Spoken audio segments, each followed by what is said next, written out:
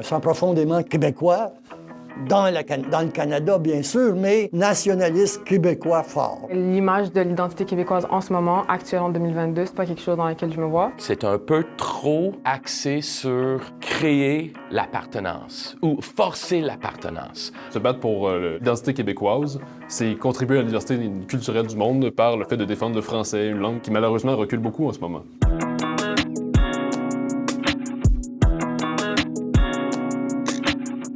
Mon Québec à moi, c'est un Québec qui évolue constamment. Si quelqu'un vient et a quelque chose de nouveau à t'apporter, t'apprends de cette personne. C'est un Québec beaucoup plus accueillant que ce qu'on voit aux médias. Un Québécois, c'est tout simplement quelqu'un qui a un certain nombre de valeurs partagées, qui veut contribuer à une certaine histoire nationale, un certain parcours commun. Nous, les Québécois, sont pas si différents que le reste du Canada. On est un peuple et je me sens autant Québécois que Canadien que Montréalais et j'espère qu'on est tous un peu dans le même bateau. L'identité, c'est multiple. On a une impression, même quand on s'engueule, qu'on a des fonds communs.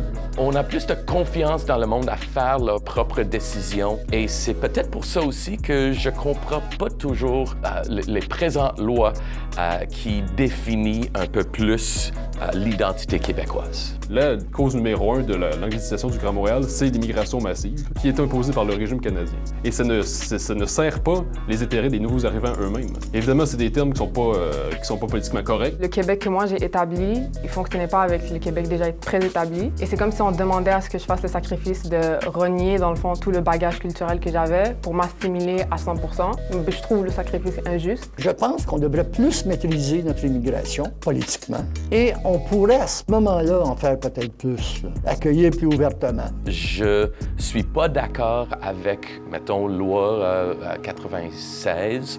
6 mois pour devenir québécois, pour apprendre le français, je pense que c'est bien trop vite. Si c'est facile d'intégrer des individus, c'est pas facile d'intégrer des masses de gens. Ils imposent simplement leur culture et ne s'intègrent pas. Donc je pense que le discours qui devrait être de plus en plus légitime, c'est l'idée qu'on a le droit d'exister puis d'affirmer nos valeurs. On a le droit de mettre notre pied à terre. Personnellement, je crois pas que la différence est nécessairement mauvais. Je crois pas qu'on devrait tous être homogènes pour être considérés comme Québécois. C'est ça le climat politique que je vois en ce moment. C'est comme si la différence est négative. C'est comme si on veut pas qu'on soit différent. Ben oui, c'est pour ça que j'accueille les immigrants en leur disant qu'ils sont chez eux puis que c'est important. Le concept de diversité, je suis d'accord. Montréalais, Canadiens, Québécois, Juifs, anglophones, toutes ces choses-là font partie de mon personnalité, de mon identité. Je me sens assez forte dans mes convictions que c'est pas quelque chose que je risque de perdre. Si vous aimez nos contenus électoraux, abonnez-vous. Nous vous parlerons aussi d'environnement, de Premières Nations, de la hausse du coût de la vie et du système de santé.